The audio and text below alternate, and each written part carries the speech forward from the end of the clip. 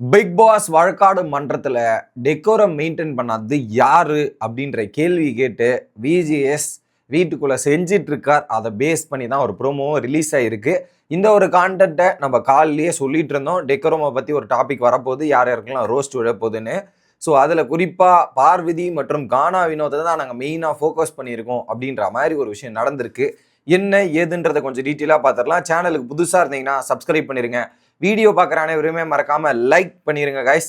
இப்போ கண்டென்ட்டுக்குள்ளே போயிடலாம். ஸோ அந்த வீட்டில் அந்த கோர்ட்டு நடக்கும்போது டெக்கோரம் மீறியது யார்? ஏன்னா பிக் பாஸே கன்வென்ஷன் உங்களை கூப்பிட்டு ஒரு பக்கம் கானா வினோத்தெல்லாம் வார்ன் பண்ணி நீங்கள் என்ன பண்ணுறீங்க, ஜட்ஜாக ஒழுங்காக செயல்படுங்க, கண்ட்ரோல் பண்ணுங்கன்ற மாதிரி பேசினார். ஸோ அந்த கேட்டகிரியில் பல பேர் பல நேரங்களில் அந்த டெக்கோரத்தை மீறி இருக்காங்க. அதை பற்றி தான் கேட்குறாரு. ஃபஸ்ட்டு கனி சார், எல்லாத்துலேயும் பாரு தான் சார் பயங்கரமாக பின்னாடி இருந்து பேசுறது அப்படின்றது. ஸோ பாரு அண்ட் கமருதீன். ஆனால் பார்வதியோட ரியாக்ஷன் நாளே ஸ்டார்ட் ஆயிடுச்சு. ஏன்னா அந்த திவ்யாவை ரியாக்ஷன் பண்ணும்போது கூட அவங்க ஃபேஷியல் எக்ஸ்பிரஷன்லாம் இருக்கட்டும், அப்படியே சூன்ற மாதிரி இருக்கட்டும், இந்த மாதிரி நிறைய ரியாக்ஷன் சொல்லிட்டு இருந்தாங்க. ஸோ ஃபர்ஸ்ட் டேவே ஆரம்பிச்சது கோர்ட்டோட இந்த விஷயத்தெல்லாம் ஆரம்பிச்சது பாரு தான் அப்படின்றதுல மாற்றுக்கிறது கிடையாது. அப்படி சொன்னவொன்னே பாருவோட ரியாக்ஷன் சொல்லுமே, எல்லாத்துலேயும் பாரு தான் சார் பயங்கரமா இருந்து பேசுறதுன்னு. பாரு மட்டும் பேசல, பின்னாடி காணா அது பேசினாரு, இவர் பேசினார், யாரு கமருதீன் பண்ணாரு, நிறைய பேர் பண்ணாங்க. பட் நாளே ஆரம்ப புள்ளி யாருன்னா பார்வதி அப்படின்றதுல மாற்றம் இல்லை, மாற்று கருத்து இல்லை. அடுத்து வியானா வராங்க. சார் வினோத்தை கண்ட்ரோலே பண்ண முடியல சார் அப்படின்றது. ஏன்னா வினோத்தை பின்னாடி உட்காந்து ஆடியன்ஸா இருக்கும்போது கண்ட்ரோல் பண்ண முடியல. ஸ்டேஜில் அந்த ஜட்ஜா உட்காரும் போது கூட என்ன பேச விடுறீங்களா கொஞ்ச நேரம், நீங்களே பேசிட்டு இருக்கீங்கன்னா நான் பேசணும்னா என்ன பேச விடுங்கண்ணா அப்படின்ற மாதிரி வியானா கேட்குற அளவுக்கு போயிட்டு இருந்தாங்க. ஸோ டெஃபினெட்லா அவர் ஜட்ஜாவும் கண்ட்ரோல் பண்ண முடியல, ஆடியன்ஸாவும் கண்ட்ரோல் பண்ண முடியல. சாட்சியாக கொண்டு சாட்சியெல்லாம் எடுத்து தான் சொல்லிட்டு இருந்தாரு. ஸோ அந்த வகையில் கானா வினோத்ன்றது இவங்க கரெக்டான பதில் தான். அடுத்து திவ்யா, கோர்ட்டு போட்டு இருந்ததால் நான் சும்மா விட்டுருந்தேன் அப்படின்ற மாதிரி. ஸோ திவ்யா ஜட்ஜாக இருக்கும்போது அவங்க ஒரு தீர்ப்பு தப்பு, ரெண்டாவது தீர்ப்பு நியாயமாக இருந்துச்சு. அதில் அவங்க கோர்ட்டு உடையில், அந்த கோர்ட்டு உடையில் இருக்கிறதால மட்டும்தான் ஃப்ரீயாக இருக்கா, இல்லைன்னா நான் வச்சு வேற மாதிரி செஞ்சிருப்பேன், வேற மாதிரி பேசியிருப்பேன்ற மாதிரி பார்வதி சொல்லிட்டு இருந்தாங்க. அது இங்கேயும் சரி வெளியே சொல்லிட்டு இருந்தாங்க. அதைத்தாங்க திவ்யா கேட்டு, அது எப்படி சார் ஜட்ஜை பார்த்து இப்படி பேச முடியும், ஜட்ஜை பார்த்து இப்படி சொல்ல முடியும், அதெல்லாம் ரொம்ப தப்பு தானே சார் அப்படின்ற மாதிரி. திவ்யா என்னமா திவ்யா, வாரம் வீக்கெண்ட்ல பேச சரியா பேச வராது, பேச மாட்டேன்னு நினைச்சிட்டு இருந்தா இந்த வாரம் கலக்கிறியே, பாயிண்ட் மேல பாயிண்ட் போட்டு அடிக்கிறியே அப்படின்ற மாதிரி தான் இருக்கு. திவ்யா கலக்கிட்டீங்க போங்க, கலக்கிறேல் திவ்யா அப்படின்ற மாதிரி தான் இருக்கு. பரவாயில்ல, கொஞ்சம் அடிக்க தான் அந்த கல்லை செதுக்க தான் நல்லா வரும்ன்ற மாதிரி.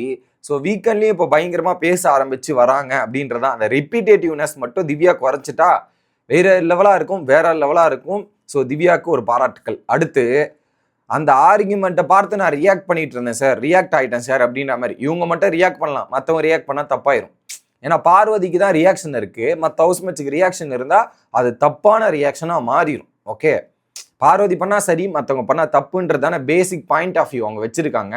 அதை தான் இங்கே மென்ஷன் பண்ணுறோம். விஜேஎஸ் அதான் கேட்குறாரு, நீங்கள் துள்ளும் போது அது நல்லா இருக்குது, எப்படி துள்ளும் போது அந்த துள்ளல் நல்லா இருக்குது, அந்த துள்ளல் நியாயமாக இருக்குது, அது எப்படி அது அப்படின்றது கேட்குறாரு. சரிங்க, நீங்கள் துள்ளும் போது மட்டும் அது நல்லா இருக்குது, சூப்பராக இருக்குது, பயங்கரமாக இருக்குது, அது எப்படி நியாயமாகுது? உங்களுக்கு மட்டும் எப்படி நியாயமாகுது பார்வதி? எப்படி சொல்லுங்க, உங்களுக்கு மட்டும் நியாயம்? அதே ஆப்போசிட்ல இருக்கிற பர்சன் துள்ளினாலோ அதை சந்தோஷமா எடுத்துக்கிட்டாலோ அந்த நியாயம் மட்டும் உங்களுக்கு தப்பா தெரியுது, வாட் இஸ் தட் அப்படின்றத கேட்கிறார். கரெக்டு தானே? பார்வதியை பொறுத்தவரையும் தனக்கு வந்தா ரத்தம், மற்றவங்களுக்கு வந்தா தக்காளி சட்னின்ற பேட்டர்னை தான் ஃபாலோ பண்றாங்க. அதை விஜிஎஸ் போட்டு கேலின்னு கிழிக்கிறாப்புல. அடுத்து கமருதீனுக்கும் இதுக்கு இறங்கணுமே, கமருதீனும் ரோஸ் பண்ணியிருக்காங்கன்றதான் நமக்கு தகவல். பட் இதுல மெயினா போட்டு அடிச்சிருக்காங்க விஜிஎஸ். அடுத்து டாஸ்க், நீங்கள் டாஸ்க்கை மரியாதையாக கொடுத்து விளையாடும் போது தான், நீங்கள் டாஸ்க்கை மரியாதையாக எடுத்து விளையாடும் போது தான் இந்த வீட்டையோ பிக் பாஸையோ சக போட்டியாளரையோ உங்கள் பார்க்குற மக்களையும் மதிக்கிறேன்னு அர்த்தம்.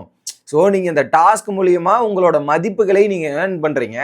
அது மற்றவங்க மேலே வச்சிருக்கிற மரியாதையும் நீங்கள் ப்ரூவ் பண்ணுறது. இந்த டாஸ்கே நீங்கள் அவமரியாதை பண்ணீங்கன்னா பிக் பாஸ், டாஸ்க்கு, ஹவுஸ் பெஞ்ச் எல்லாரையும் அவமரியாதை பண்ணுறீங்க. எதுக்கு இந்த அவமரியாதை பண்ணணும் அப்படின்ற மாதிரி கேட்குறாரு. கரெக்ட் தான், கரெக்டான கேள்வி. ஏன்னா ரூல்ஸ் அண்ட் ரெகுலேஷன் என்ன, கோர்ட்ல டெக்கோரம், டிக்னிட்டி, டெக்கோரம் மெயின்டைன் பண்ணணும். பிக் பாஸ் ஒவ்வொரு கேஸ் ஆரம்பிக்கும் போது ஸ்டார்டிங்லேயே சொல்றாரு, அதை மீறி நீங்க பண்றீங்கன்னா அது தப்பு தானே. ஸோ கண்டிப்பா அது வினோத்துக்கு தேவையான ரோஸ்ட் தான், அதை அட்ரஸ் பண்ண வேண்டிய விஷயம்தான். அதை அட்ரஸ் பண்ணி அவர் புரிஞ்சுக்கிட்டா நான் நல்லது, இல்லைனா அவருக்கு தான் நட்டமாக போகிறது, அவருக்கு தான் எல்லாமே டிக்ரீஸ் ஆகுது அப்படின்றதான். It was good.